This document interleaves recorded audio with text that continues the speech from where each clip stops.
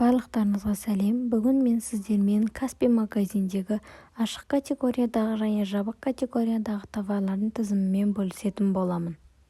Ал ендеше кеттік.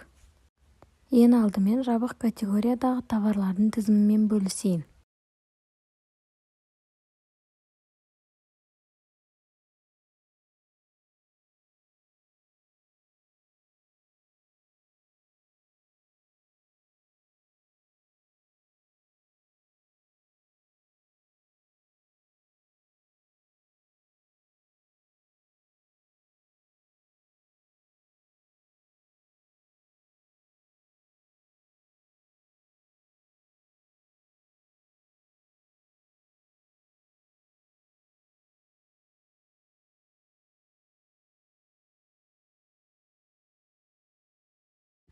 Ал енді ашық категориядағы товарлардың тізімімен бөлісейін.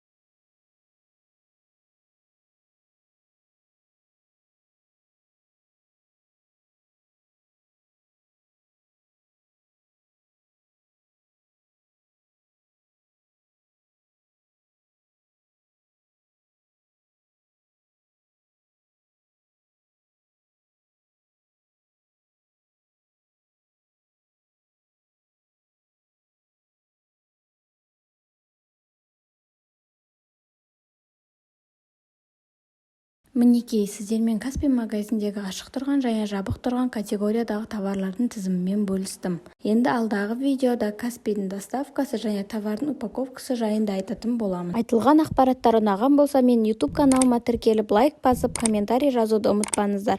Алда тағы да осындай пайдалы ақпараттармен бөлісіп отырамын.